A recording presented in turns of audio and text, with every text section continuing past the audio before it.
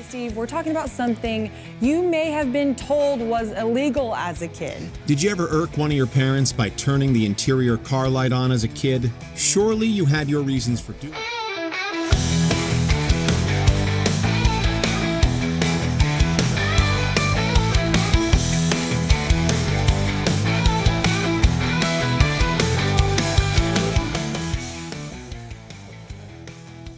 And welcome back to another episode of the Convoluted Podcast. It's your host, Jesus, aka Tyrant, Dominus, and I'm here with my co-host, Liz. Hey. And if it's your first time listening or watching, thank you for joining us. We've been popping up a lot these couple weeks. Thank you for joining us.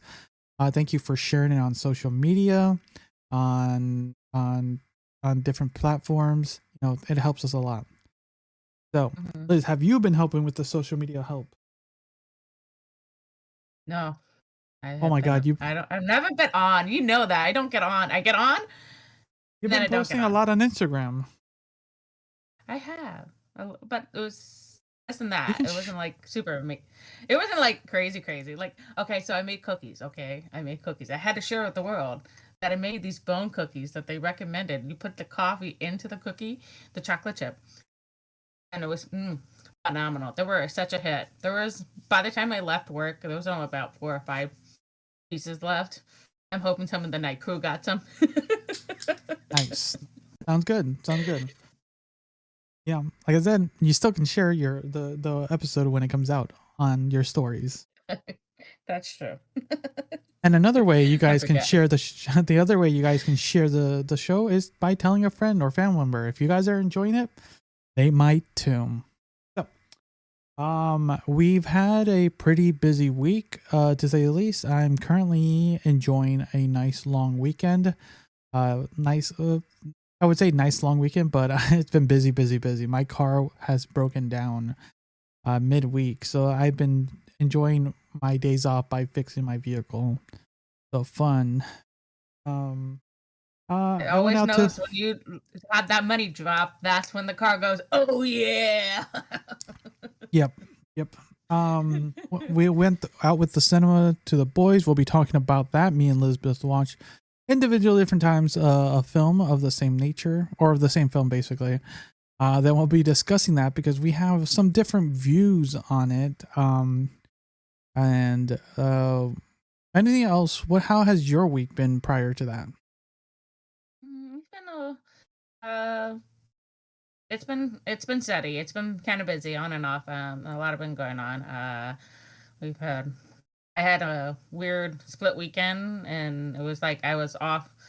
I was working Saturday because I came back from Bend, and then and Monday I was off for a weekend, and then I was back to the grind, and I was like, oh God, get me through this. I had a rough couple of nights of sleep too. Like I just couldn't settle down, and I couldn't. Yeah, and by the time that alarm goes off, I'm like, no. How was the bench trip? No, thank you. It was good. It was fun. I enjoyed it, and I definitely want to go back again. And I was looking at the prices of houses down there, and I'm like, oh God, I can afford that. Yeah, depending on the area. I still told you about that 80 acres. I'm still stuck on that damn 80 acres. 80 acres. You could do a lot with 80 acres. I don't think I actually got it. I told you what I want to do with it. Did I tell you? No. Texted me just the words.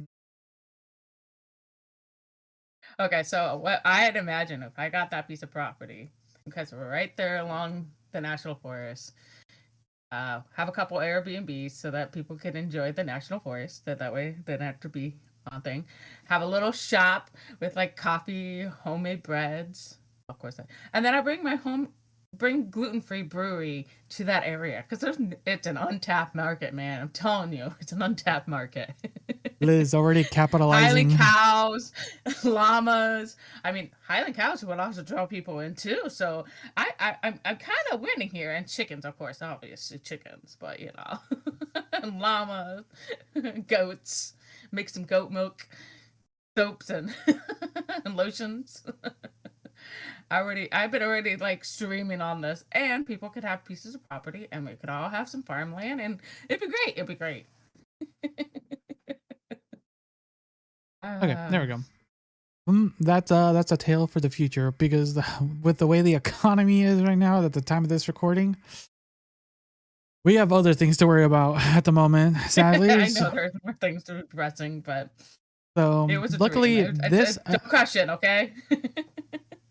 luckily this episode, or sadly this episode, we are not going to be doing some news stories this week. Just due to the fact that we fumbled the bag a little bit. I'm not gonna lie. Like I said, Liz and me we both had a rough weekend, and we trying to get some of these. Trying to find some. I know we've had some serious topics, right? Mm-hmm. But they still had some level of curiosity, humor, or something weird about them. These last couple weeks. But nothing had popped up this past weekend that just screamed, that is weird, and that could be fun to talk about.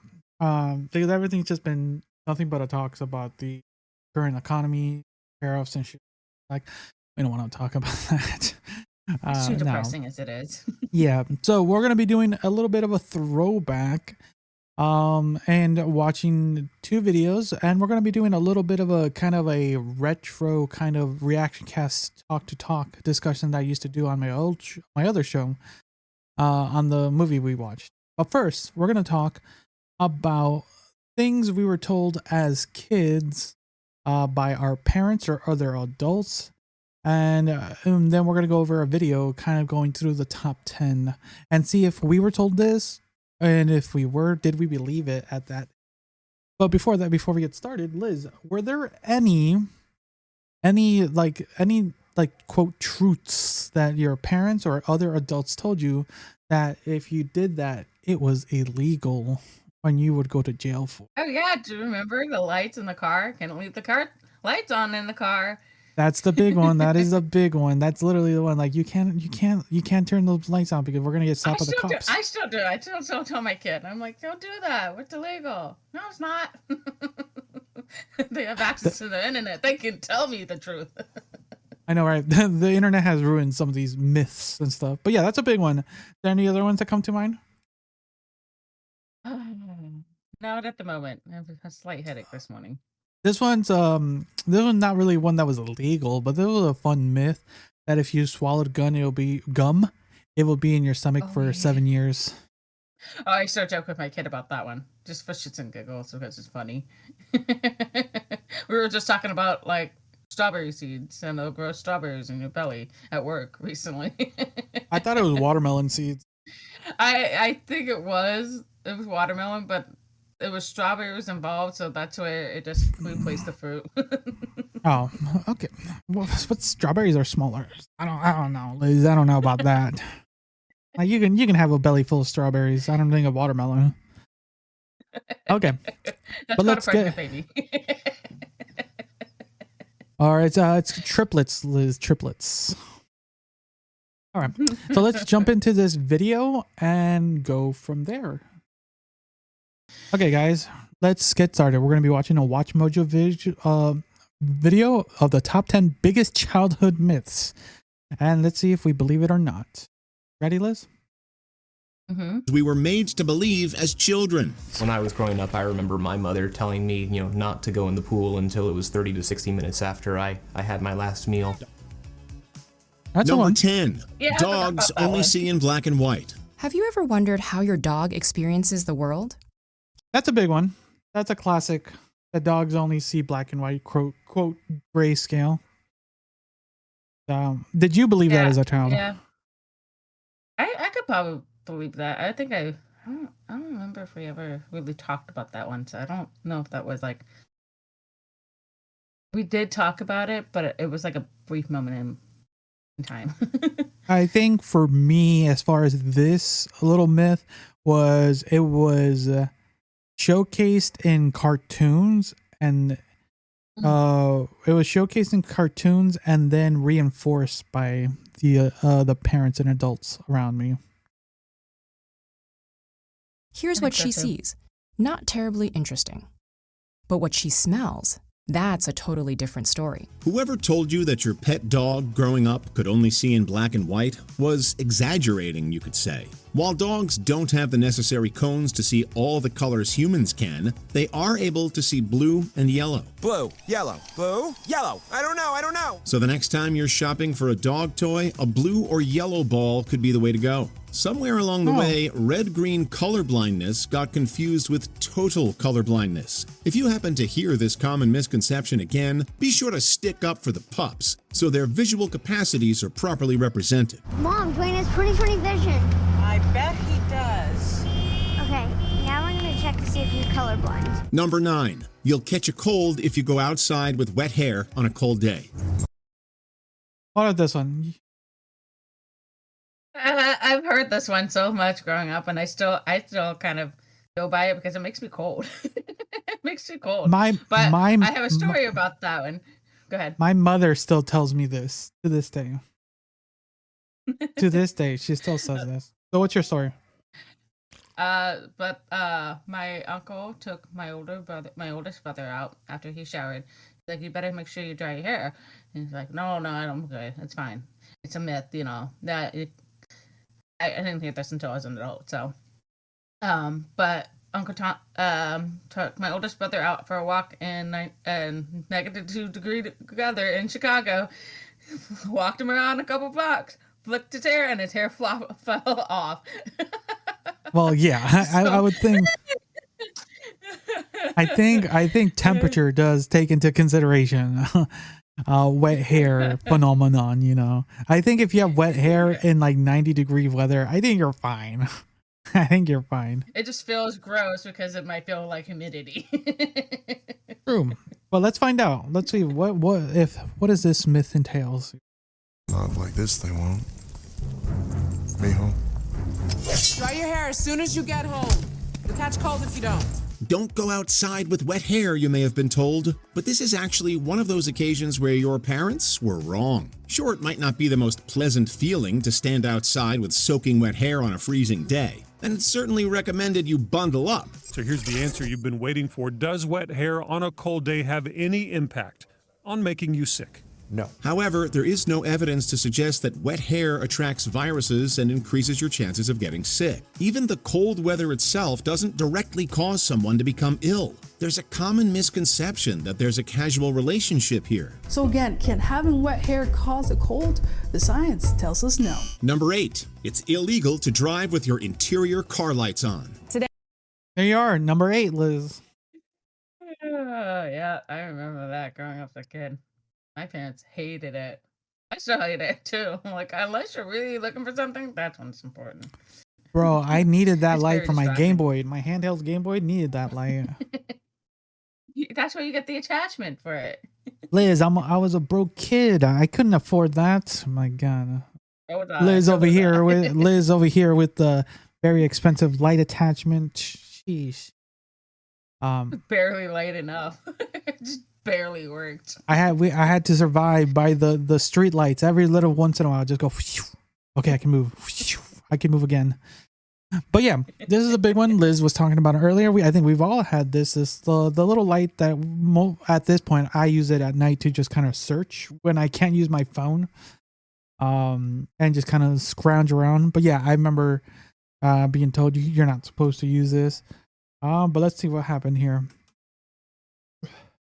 Today, Steve, we're talking about something you may have been told was illegal as a kid. Did you ever irk one of your parents by turning the interior car light on as a kid? Surely you had your reasons for doing so, whether it was to see the fruit snacks you were eating or poke your sibling with greater accuracy. Your parents may have insisted you turn the light off, going so far as to say it's illegal. I want you to know my mom told me not only was it illegal, like not a ticketable offense, like she was going to jail if it was on. According to some in the automobile industry, many drivers believe this to be an actual law because of what they were told as children. In reality, it's not. Some parents out there might believe they're telling their kids the truth about this made-up law. Other parents are probably just lying so the kid shuts the darn light off. Here's the deal. There's nothing in the law Liz that right prohibits the use of interior lights while driving. In fact, the law doesn't even mention it. Number 7. Paint in the pool will change its color. I think I heard this later in life, but not from adults, but this was from more media. Do you remember the movie Grown Ups? With Yes, the movie Grown Ups is one big one that kind of showcased this. That was hilarious. That was the funny one. But I think there are things nowadays that react with urine if they happen in pools.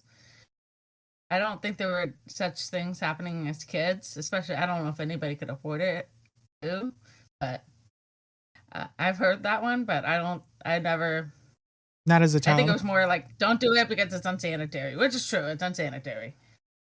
Peeing in the pool. That's why eyes turn red. Here's my question. I heard this. I had this. There's a discussion now I was having and I was listening to the other day. Were you as a child a pool pisser? No.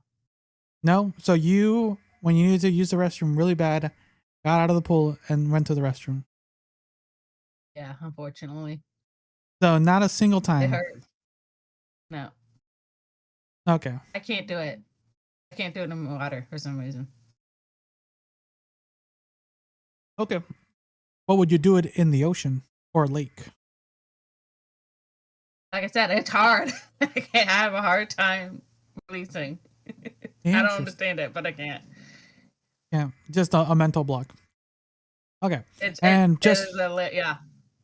Interesting. And for just so we have it on here, just because I had the discussion and they'll be listening to this probably. Because I admitted, I did it as a child in the pools. Just like it's water.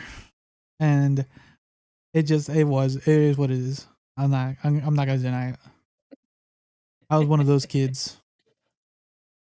Will change its color. Scientists from the University of Alberta calculated that one commercial-sized swimming pool contained almost 20 gallons of urine. If you were a big swimmer as a kid, there may have been times when you were having so much fun that you didn't want to leave the pool. Unfortunately, the human bladder doesn't always make that easy. The notion that relieving yourself in the pool would make it change color was a scary one. He peed in the pool!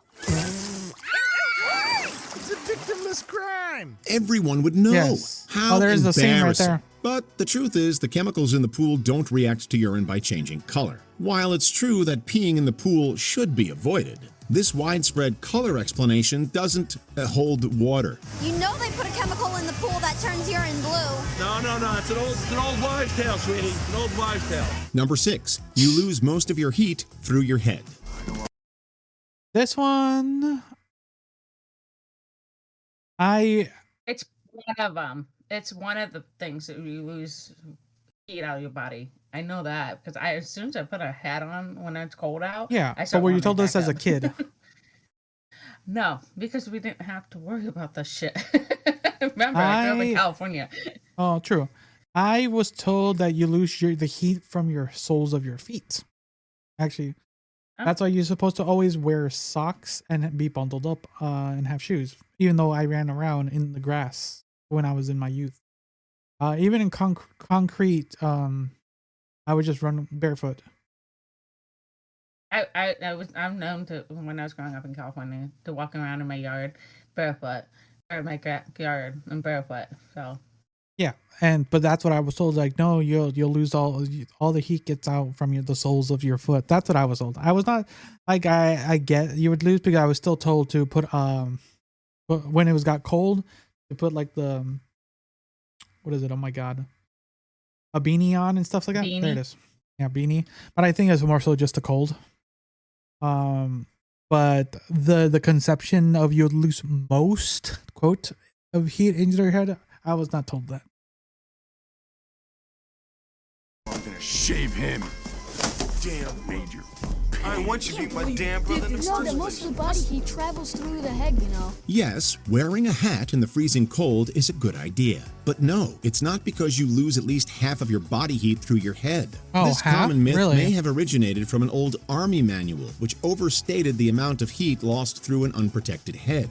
No, you see, that's just a myth. Research shows that the amount of heat loss through the head, depending on environment and clothing, tends to be roughly proportional to the head's surface area relative to the total body. It works out to around the 10 to 15% range. While children have larger head-to-body ratios than adults, it's still a false notion that they lose most body heat through their heads. Your parents probably just wanted you to stay warm. That makes sense. It's but basically all body heat, right? Surface area, because you're always losing heat throughout your body, like you're a giant heat warmer. And it makes sense if you're losing less heat if you're like bundled up, right? So you're not losing heat. It's being absorbed by the sweater. Like our faces are probably radiating more heat than my shoulder or my elbow would be because it's being covered up, right? So that makes sense. It's all surface area and then any other interference that is in between, right? So yeah, you would, if you were all bundled up and your head was the only thing that covered you would be losing more heat through your head. That makes sense. Wouldn't you agree? Yeah, that makes sense. Mom, the Army and Rose correct? Nope, not quite. Number 5, cracking your knuckles causes arthritis. I think this one was big. This one I was told because I was a big like finger. I still do it to this day. Yeah, I do it every once in a while, and I usually pull my fingers too, just to kind of. Don't do that. No. Yeah, like I just like pop it, just to kind of put the pressure like this. I used to do this, kind of just loosen my finger. Yeah. I can't do that. You can't do the worm. I can't do the worm without opening my hands. You gotta be flexible, Liz. But anyways, but yeah, this one was I was told that not only by my grandfather, but by some teachers. Teachers, I had a whole lot of teachers who did that to me. Don't do that. I'll just make your hands gnarly. That'll look gross. Let's find out what this is all about. This does not cause arthritis. That's a fact. Maybe the noise of cracking your knuckles bothered your siblings or parents, but their efforts to get you to stop may have been based on fiction. If they told you it could have really harmful effects on your finger joints, such as arthritis, all they did was help a myth spread. And while it might look a little startling, researchers say it does not actually do any harm. Evidence shows there is no truth behind the notion that cracking knuckles leads to arthritis. This common tension-releasing action has been proven to be generally harmless based on multiple studies. If you didn't already know the truth about knuckle cracking as a kid, now it's been cracked for you. So, crack away. We can verify. There you go. I'm going to just start cracking my hands now. Number 4, sitting too close to the TV will damage your... I think... What? That one too. Oh, no, I was just saying that there was this guy who did it on himself. He cracked one hand but didn't crack the other one. The other hand turned out really gnarly, and the other hand was like fine because he cracked it so much. I think what I was going to add was moderation. I'm not going to be constantly cracking like I said, I'm not actively cracking my hands or pulling them every. It's mostly when I just kind of want a stretch. You know, I consider it like a stretching motion. So I crack when I'm like stretching. Yeah. And that makes sense because, we do a lot of picking up heavy boxes and stuff like that every day. I do it too because I pick up fluids. And then when you're stretching your body cracks too. Yeah, exactly. Or if you just do it unintentionally too, because I can lean down sometimes and my back will. So yeah, it's not like if it's done in moderation, but like if you overexert yourself by cracking your hand, like you mentioned earlier, you will cause some form of damage because of the potentially. This is us just speculating, but Liz says she has a story of someone who has done so. He didn't crack one hand, but he cracked the other hand. And the other hand that was cracked looked like a normal hand. The other hand that was never cracked was like it looked gnarly. Oh, really? So the non-cracked hand was interesting. Okay. Now the next one we're going to be talking about is if you're sitting too close to the TV, it will damage your eyes. This one definitely. I've heard that so much. Definitely was one I was told a lot by all the adults, all the aunties and uncles and the nature. And yeah. So, is it true, Liz? We'll find out right now. Your eyes. What are you doing? How many times are they gonna tell you? You sit too close to the television, so you're gonna screw up your ammo, huh? It's true that staring at the TV from close proximity could cause eye muscle fatigue. However, the notion that doing so will significantly harm your eyes in the long run lacks proof. TVs don't emit high enough radiation levels to seriously impact your vision. You are sitting way too close to the TV. This is one of those situations where your parents probably were just looking out for you, wanting the best for you. It could have just been an effort to make you take a break from SpongeBob for a while and go outside. Whatever the case, many of us were given this unfounded advice growing up. So, no, sitting too close to the TV won't damage your eyes. Number 3. That makes sense. It's the overabundance, right? Like staring. Like people stare literally at their phones for absorbed amount of time. Like we're right now at this point, you and me are staring at our screen. And we stare at our screen for a solid, at least for the time of the recording, like a little over an hour, right? I'm staring at 5 screens at the moment to kind of like record all this stuff, but it's one of those things like it does cause fatigue, right? I even after a while I gotta kind of like close my eyes for a bit. Actually, that's what happened yesterday. That's why I didn't message you back after you got off the films, because I was up all morning and afternoon working on some stuff, and I was like, my eyes are hurting. I need to close my eyes, and I just put on something to listen, and I closed my eyes, and I ended up just sleeping all the rest of the evening and up to the morning. Another nice 10-hour sleep though. You know, I don't know. I don't know. I've been getting hours of sleep. Sorry, it's like I just hit another 10er. But yeah, it's fatigue, right? I think the idea of them wanting to get us out of the television, because definitely, I think you and I both grew up in that era where televisions were kind of the mainstream, right? And now people are just like on their phone, like constantly. Like now it's like trying to get them off their phones at this point. Yeah. Well, you can't get on the internet because you have to use dial-up, and that inhibits the phone, and people need the phone to call or to get recalled. You gotta get a flip phone. There's flip phones. I didn't have a flip phone. Remember this? I didn't get one until I was in high school. By that time, it was the damn Nokia. I didn't have my own personal phone until my early 20s. Because I just didn't need one. Like I was classic home phone. Well, you think about my mom became a single mom, so it was a little bit harder to track us. So yeah, it was early home phone and very active on the message boards on MySpace and Facebook. So that's how I was communicating. And a AOL Messenger. For anyone wondering that. So that's why I didn't need a digital phone. But we did have, my parents had one that was kind of like the family mobile phone, right? And my sister actively used that to the point where, remember when text cost extra charge for text? Yes, they used to. After 9, it was free. After 9, it was free. Yeah, my sister racked up a really great bill on my parents for texting people. But that's a tale for a different time. Sugar causes hyperactive behavior in children. I said I'm sorry. This one's another one, and this one, I heard it as a child, but my parents did not reinforce it. We were still given bundles of sugar as kids. I think most American children are at this point. So I don't know how this myth still exists, right?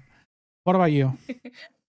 They wanted us to watch on moderation sugar because it did cause us to be like the sugar high. You get the sugar high rush, basically, and then we crashed. I'm sorry. Jeez, what is it with you? What, are you totally hyper or something? Too much sugar? Did your parents ever tell you that you can't have any more candy because it would keep you up at night? It's a widespread belief that sweet treats will have kids bouncing off the walls. However, A multitude of studies have shown that sugar doesn't actually cause hyperactive behavior in children. In the studies, when they look at it, a lot of this was born out of a myth from popular diets in the 1970s and the 1980s. Many people make false accusations between sugar consumption and hyperactivity, failing to recognize other factors at play. Although the link isn't truly there, children can also begin to perpetuate the misconception that it is. Kids like sugar and may even have biological urges to consume it, so it's not necessarily surprising that this myth developed. But that makes sense because one, sugar is a very addictive, we'll call it food. So if they do not get food, how do you get your parent to get more? You become hyperactive. So there can be some level of correlation, right? They become active because they want something they're addicted to. So yeah, you're basically trying to, at some point you're trying to cut your child out of a cold turkey of sugar. That's that's funny. It's like trying to get rid of a drug addict from their toxicant. So I can understand. And then kids don't have that level of sensibility, right? Yeah. But that myth of sugar causing hyperactivity has persisted, even though studies from then and now have shown that sugar does not affect a child's hyperactivity. Number 2, you must wait at least 30 minutes after eating before going swimming. What do you have to say? Yeah, you have something to say about this? I've heard this so many times because everybody in my neighborhood pretty much has kids at a pool. Maybe a handful of us, including myself, didn't have one, but we would always be over at somebody else's pool hanging out, and my mom would be like, "You can't go in the pool for 30 minutes." Even especially if it was swimming in the ocean. Let's find out what the truth is, then, Liz. Let's find out.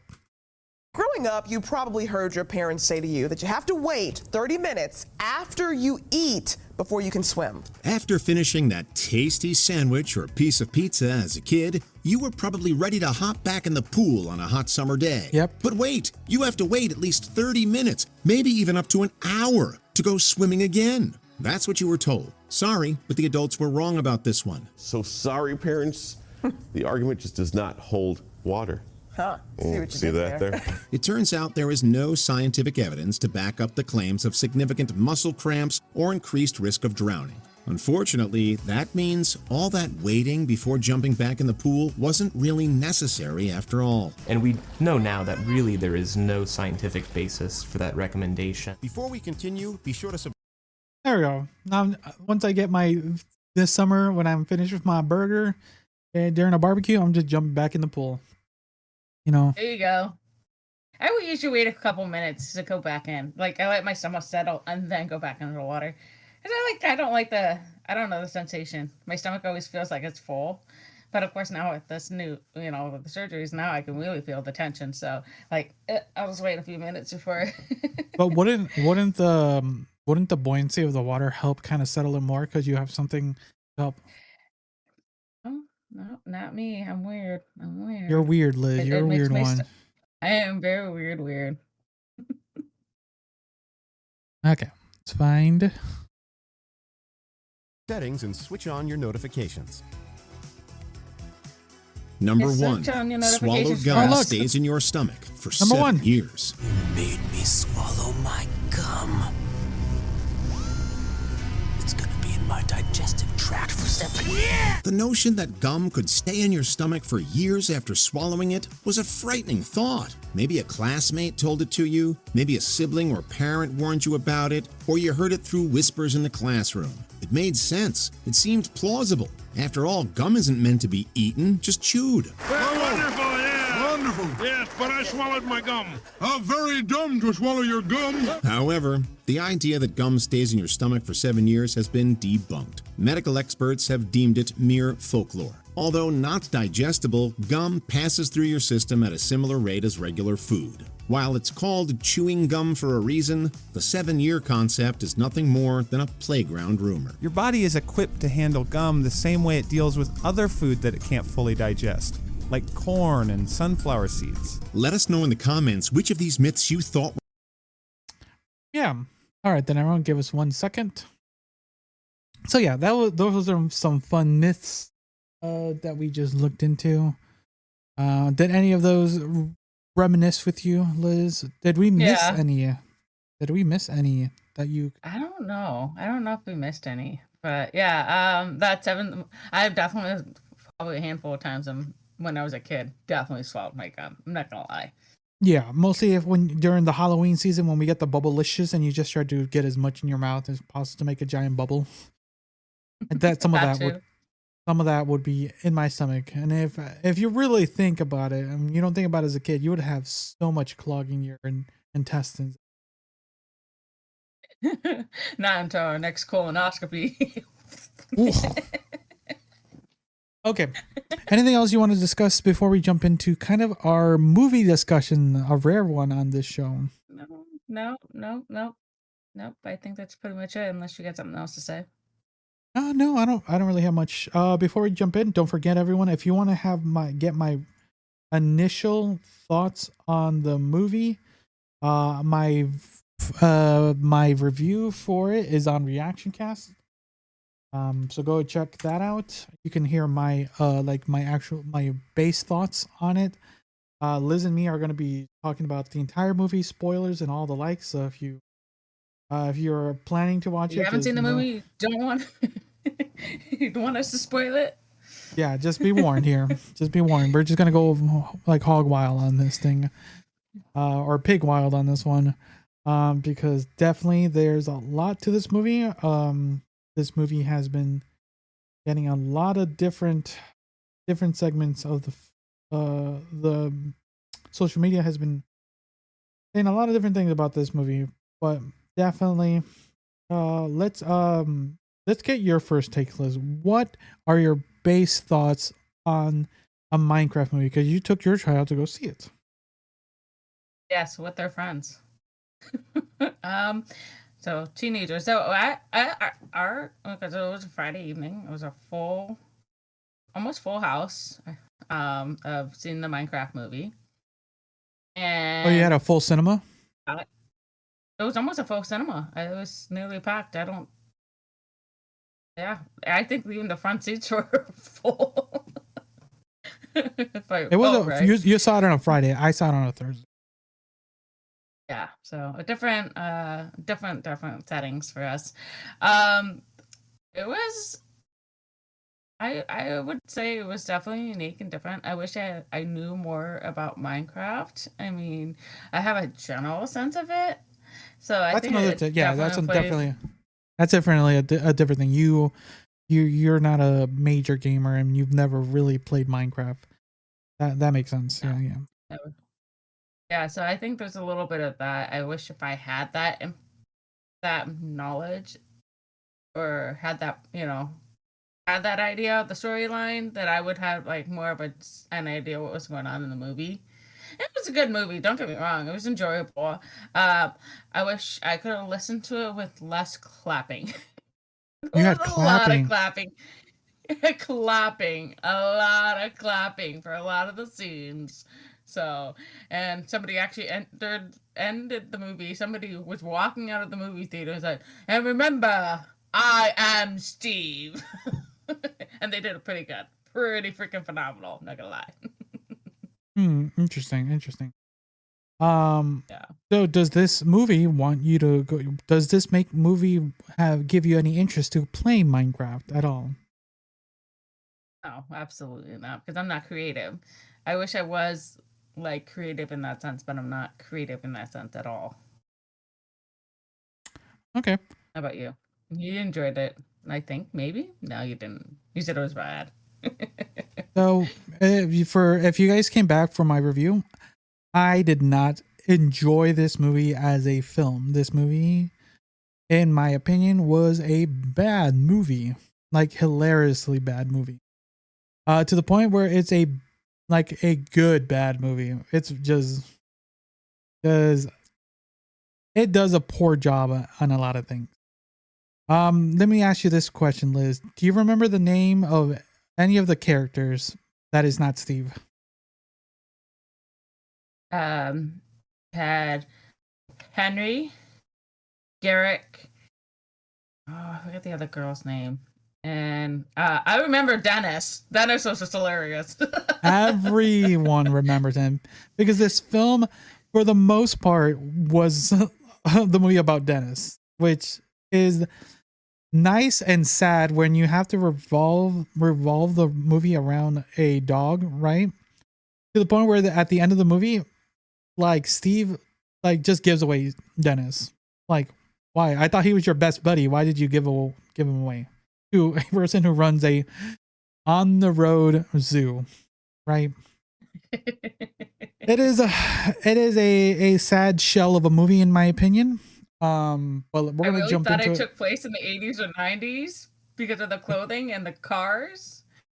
But and then they pulled out the phones. That's what pissed me off. I was like, wait a minute, where did this come from? Don't forget, Liz, our guardian who looked to be like 15, like, which made no sense, had a social media job, Liz. That was her job at the potato factory. She was a social media manager. So there's a lot to the movie. We're going to be jumping in to discuss it. But what were some of your highlights and what were some of your dislikes about this movie? And then I'll jump into some of the things that I liked and disliked, because I didn't really go deep into it. We had a lot of words to say because we had 3 adult men go watch this on a cinema for us that had some children, but it wasn't full. We saw it in an evening Thursday night. There were kids. I think at most I could count just under 30 people in our cinema. But definitely we did have kids. But we did not. We got some claps at the end of the movie. Laughter. We did not hear a lot of laughter in our movie. And I think, and not even from the children in our group. Like there was a few times that the children laughed. Definitely me and my group, we were laughing because of how stupid some scenes were. We were just so. One person in our group was like basically high, and they were having a blast in this movie because of how stupid this movie was. Like I wish I was them. Like I would go watch this movie intoxicated. That's what I would say. This isn't like one of those movies. But what were some of your highlights and dislikes of the movie? I wish I really got to see the movie and enjoyed it. I missed a lot. Even with my hearing aid in, I heard more clapping, more wrestling at the rappers than anything. So I think I would want to rewatch it, probably at home though, and have the subtitles so I could actually hear and see what they're talking about, because I was missed so much.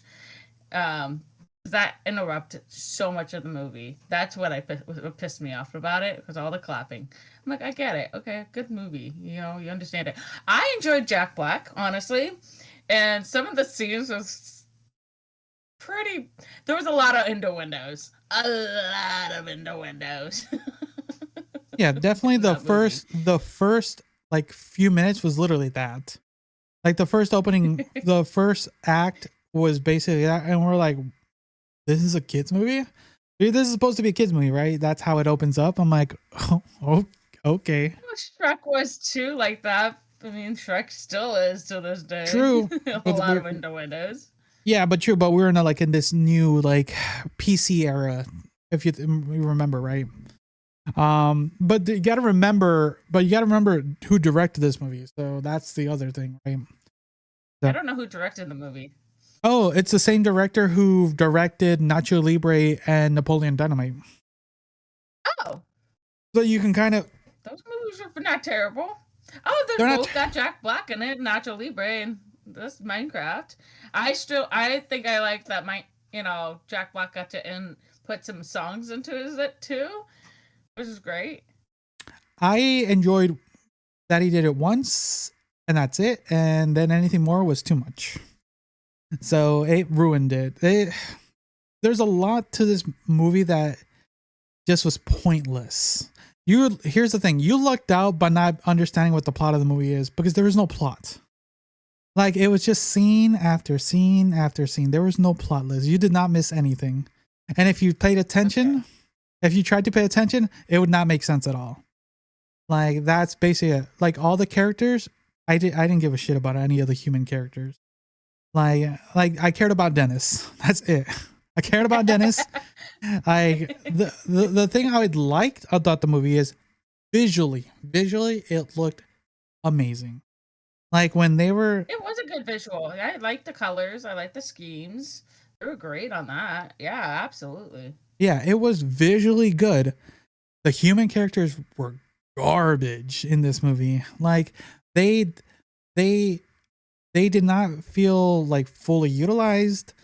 They were one noted. Definitely Jason Momoa as, what was his name? He was like Garrett the Garbage Man. There's he was Garrett the Garbage Man Garrison, right? He was supposed to be like this like former champion gamer.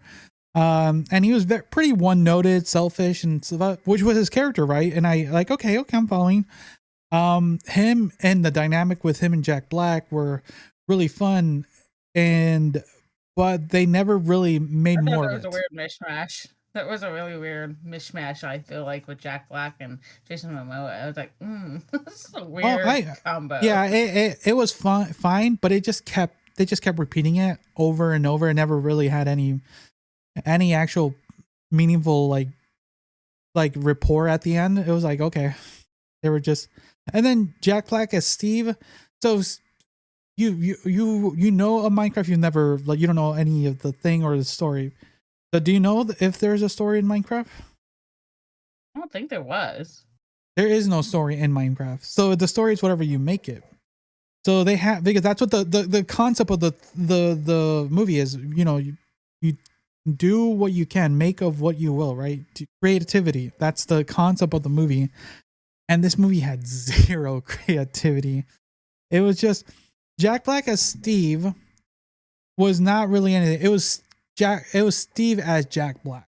It was just Jack Black being Jack Black, which was fine until he just went Jack Black times 100. And it was like, okay, I'm just watching Jack Black. It could have just been a Jack Black movie. And I'm like, this is what we get for a Minecraft movie. Like, there's so much better things you could do for this. It was sad of what it could have been. And then there was the whole scene. This is my favorite scenes outside of Dennis was Jennifer Coolidge's scene as Vice Principal Marilyn. Yeah, the Vice Principal. I was nostalgic on her for a bit. When I saw her face, like, oh my god, she's in this movie, and she was like this vice principal who was oversharing her life. She's like, oh, she's funny. I like her. And I knew she was, what I felt is like, I knew she was going to be there for a little bit until they went to the Minecraft universe, right? And like, okay, it's funny here. But then they kept using her with the other villager as she's going on a date after she ran him over. I'm like, those were the best parts of the movie for me, because it was just so ridiculous of what it was. What I kept going back to is American Pie Stifler's mom. Yes. And it's a little disappointing that that's kind of how she's kind of been remembered. Like, she did a really good job, but she's been doing a lot of good work. Yeah, no, she's a great actress, though. I mean, I enjoy her. Don't get me wrong. But in that movie alone, kind of brought back a little bit of Stifler's mom. I'm not going to lie. No, yeah. She... And Legally Blonde. And Legally Blonde. Do you remember when she was in that one? Yes, too? exactly. Like, she's a really good actress. And I wish she was in more things. Than she is, because yeah, she did a fantastic job in this movie. I enjoyed her more when she was on screen, just being goofy with the villager than it was with any the rest of the movie. And then the plot of the movie. So can you explain the plot to the best of your ability? Something about an emo pig. What was her name? I hated it. I was like, what? That is the weirdest name ever. Her name was... What was the name? Well, I'm still with that. Morgana. Oh, was it Morgana? I couldn't hear. No, Mogolsha. I feel like that's translation for something else. And then, yeah. Yeah, it was kind of weird. Jack Black finds the world, does all this creativity in all this building, and Mergotia, he finds the cube, he hides the cube in the real world that gets found, and yeah, it just comes to chaos. So I think it was an interesting. It wasn't really a plot because it was like you could see it unfolding real quickly. Yeah, the pacing was well, there was no pacing. It was so for anyone listening. So I'll explain the plot of the Minecraft movie. Jack Black, fine as a kid, wants to be ambitious, is not, grows up to be a boring adult, goes back to his dream to be a miner, finds a orb/cube, able to transport people into the Minecraft universe. After he combines the orb and the earth crystal into one, goes to the Minecraft world, lives his life, enjoying everything, building stuff. That's where you get a couple fun references and everything, which I was surprised. I thought the Jack Black introduction was going to be somewhere in the middle of the movie when the kids meet Jack Black first. Like, oh, who are you, weird old man who's been in this world? And then he was going to tell you his backstory, right? Of how he did all this. But no, they just like slapped it in the beginning of the movie, which is fine. But then, like you said, he finds his way into the Nether, where he sees all the piglins and meets Mogultia and her army of pigs. And God, Mogultia as a villain was great until you found out her motivations. Like, she's a failed singer because she failed at Nether's Got Talent. Really? That was her motivation to become an evil, like, empress of the Nether? Like, she just failed as a singer? I thought it was a dancer. My bad. Or something, I don't know. She's just like, and that's why she hates creativity. I'm like, oh my God, that's so... It could have been anything else. I was just so... It was very weak. I'm like, okay. Because she was honestly, like, very, quote, evil. She was literally killing people, like, stabbing people. I'm like, okay. She's a very bad person. Like, okay, that's why. And then that's how she became evil. I'm like, okay, that's even less. So like you said, he gets captured. He tells his dog Dennis to go to the real world to hide the cube to make sure that no one ever finds it. And then time passes by, and Dennis somehow stays in the real world, and no one ever sees a weird blocky wolf dog out in the wilderness. That's what I was trying to figure out. And then somehow the other girl figures out, oh, I give him a bone, he's gonna be like my friend. Yeah. So then you get the whole weirdest thing ever. So then you get the introduction of all the new cast, right? The guardian, the child. Like I said, the guardian, who, for the life of me, I thought it was like, I literally thought it was a 15-year-old. I'm like no offense to Emma Myers, who plays Natalie in this movie. Like, she just looks so young to be playing the quote guardian character, right? Like, she's 22. But she's in the movie, she looks young. Or am I wrong, Liz? No, she definitely looks young. I really interpreted her as like still a teenager herself. So yeah, but no, she has to take care of her little brother, who then is your classic like smart kid, and if you're smart, you'll get bullied in school. Like, okay, that's fine. That's a basic trope, and I'm like, okay, I'm fine with the brother character. Was fine. I did not really see anything wrong with him. But then you get introduced some other characters. The zookeeper lady, what was her name? I forget her name. That was the one thing I'm looking right now. It was in and Danielle out Brooks. Of that movie so much. Danielle Brooks is the real estate agent who runs a mill. She also was just there. Like, she really didn't really have much to put in. She had an army of dogs at the end of the movie, and that's about it. She was just a person. No real purpose at all to the film. Like, yeah, she's not like a voice of reason or anything. Some comedic spots in there too. I mean, she wasn't terrible, but was she integral to at all the movie? No, she was not. Yeah, no, she was like just a She was just an extra character. Yeah. She was a side character. But yeah. So yeah, they end up in the overworld in Minecraft. The cube gets broken. Or not, the orb is safe, but the earth crystal gets broken because Jason Momoa's character of Garrett is acting dumb. They find they have the ability to craft things. They build a tower, they try to hide, and now they're on a quest with Steve, who is being blackmailed by Malgosha because Malgosha has the collar of Dennis, which Steve believes that's how it's happening, right? And that now they have to go to the quest to the Woodland Mansion to get another Earth Crystal to be able to open the portal. That's basically the plot, Liz, of the movie, is that they're trying to do that. But then to get to there's so much more, because then Jason Momoa's character is blackmailing Steve. How is that friendship working? Like, oh, I'm not going to give you the orb until you get me the diamonds because Garrett's business is failing. I'm like, okay. And then It was very odd. Yeah, I always say it was very odd. And then I get the movie. I enjoyed the movie. I get the purpose of the movie, but it was kind of like there was no plot. And the characters did not. It felt weird. Very mishmash. But how is that a good movie? How is that a good movie? Well, I mean, I understand the basis of what the movie was trying to portray about Minecraft, about, being creative and being different and being unique. And like and the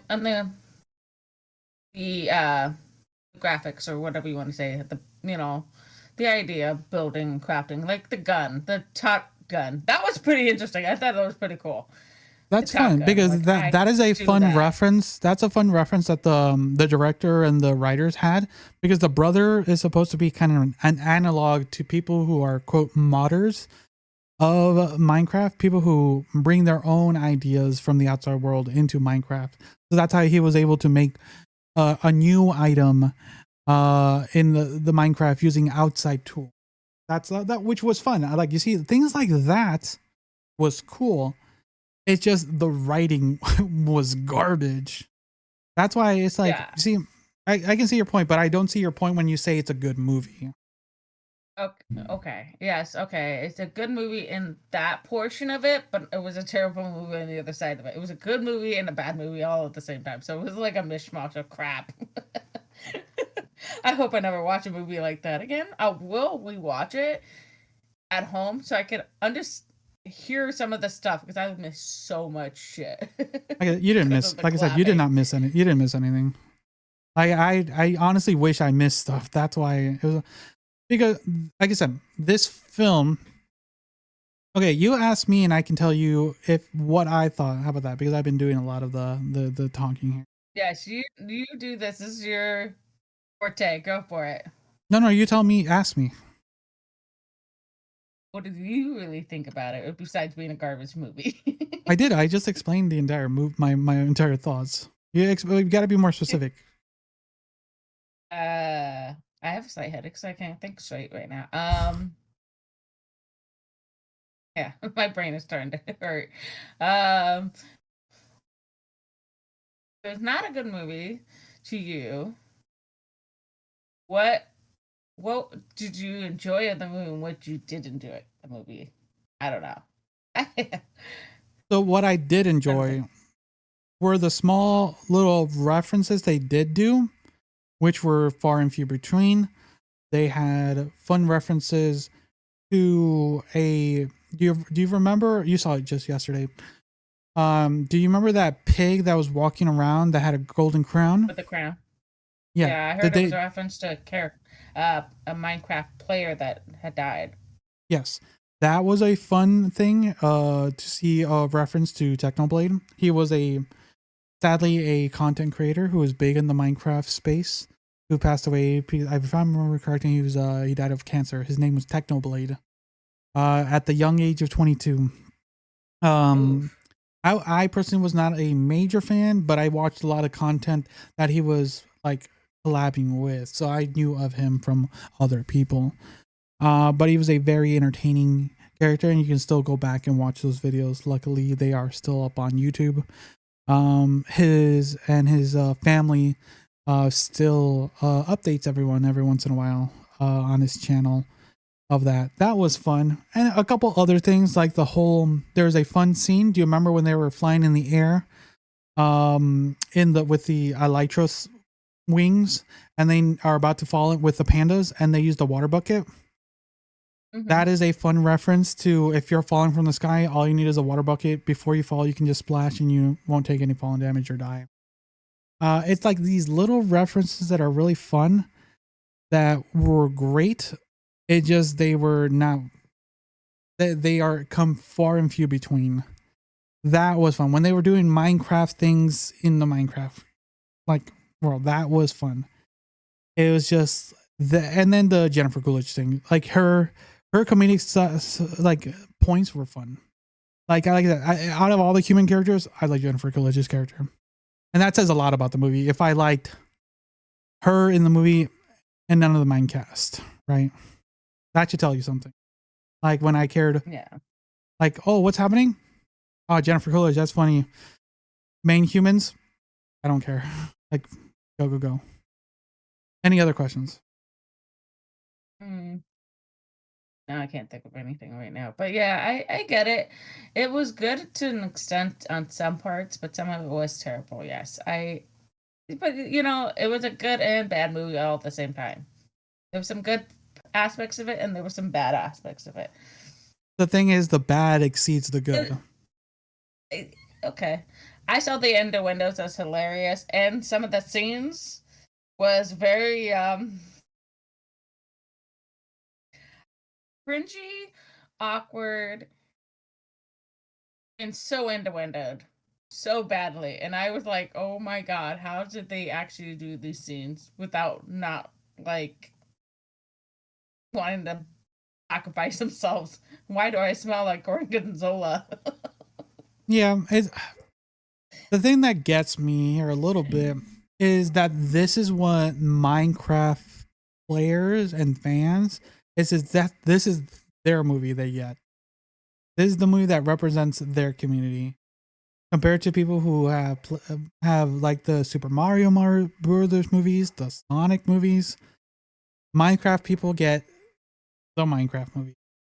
That's the thing that really just kind of irks me on top of it, because there are so many way better like Minecraft animations on YouTube and stories that people have made, fan-made ones that are 1,000 times better than the Minecraft movie. And that's the disappointing thing that I feel just adds to my thoughts. Because if you, like yourself, you said you're not a Minecraft fan, so you don't have that sense of nostalgia of what you hope this Minecraft movie could be. And that's what's disappointing for me as a fan, because like I said, the actual games have very little to no story in a sense. So they could have came up with just about anything, and at the end of it, this is what they came up with, and they underperformed. That's what I'm saying about this movie, and that's why I consider it a bad movie.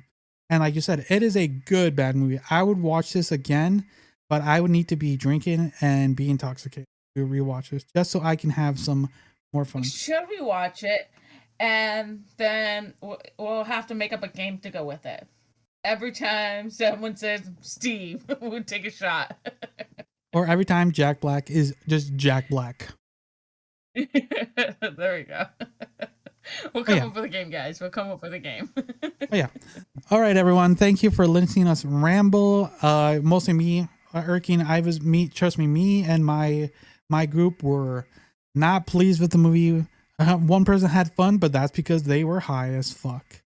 And I was with them at that point.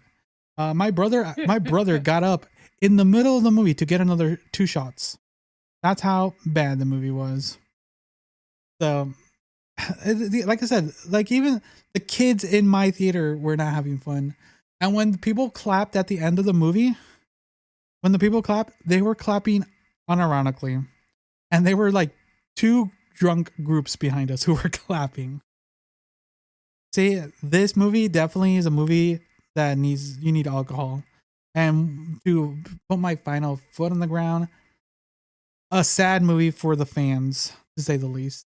It could have been something more that I could have been like, everyone go see the Minecraft movie. It is great. I would say no. Just waiting until it comes out. It's not worth the money to go out and see in the theater. Yeah, definitely. I agree on that part. Yeah. No, it is a waste of time. If it once it comes out not social media, on streaming services, that's when you should see it. Like, don't waste your time or money on this. This is once again another and the other thing, this movie's gonna make bank money. This movie's gonna make bank. So absolutely. But it is what it is. Any final thoughts, Liz, before we jump out? Nope. Do what you want to do. If you want to go see it in theaters, go for you. If you don't, we're not going to judge you either. I will judge you. There's way better movies out there right now. If you're listening to this, go watch out. There's let me see. Let's look at our list here that we have. We have a personal group chat. Let's see what movies are out that are way better. Movies that are out already. You should probably watch A Working Man. Novocaine's really good. By the time this gets released, The Sinners is out. Amateurs is out. Those are probably going to be way better movies. Because yeah, there's way better movies out there. So everyone, don't forget to subscribe if you are watching on YouTube or Spotify or any podcast platform to follow us on all this. And social media, share the show. Liz, don't forget to share the show. God, my bad. The one watches me from far away. She has 2 jobs to do: show up to the show and share the show. That's her only 2 jobs. Actually, other thing, we forgot to mention, Liz has been working on the book club. Do you have an update for anyone? Stuff. About halfway through the questions. I just need to wrap it up and type it up so it looks a little bit neater and nicer. So when people look at it. Liz is finishing up her prep. Liz is finishing up her prep, and she'll have her docket ready. So that is coming up. We know we kind of said an unofficial date, but that was because we were a little ambitious. This is Liz's first project, so give her some time. So we will announce. I am a mom and I work too. And this guy wants to add more crap onto my plate. Just kidding. She literally has 2 jobs, and this is her first official project. So this is her first official project. Give her grief, everyone. Give her grief. I come up with most of this shit on here. So Liz will update us on that. Until then, don't forget the book we are reading was Morning Glory Milking Farms. Thank you. I know I have it. I am only 2 chapters away to finishing up, so I should be fully caught up. I'm re-listening. I'm about 30 chapters in already again. Or yeah, I have to re-listen to get some clips that I want to have my input when we're discussing the book, and go from there. But yeah, don't forget Morning Glory Milking Farms. That's the book. Once we have all that read, we will have a date once me and Liz figure it out and go from there. So yeah, don't forget to follow, subscribe, and don't forget to tell a friend or a family member. If you've enjoyed it, they might enjoy it too. So Liz, thanks you for joining me. Until next time, everyone. See ya. Bye. Anything aboard after 93 can't cook. All they know is McDonald's charge their phony hot chip and lye.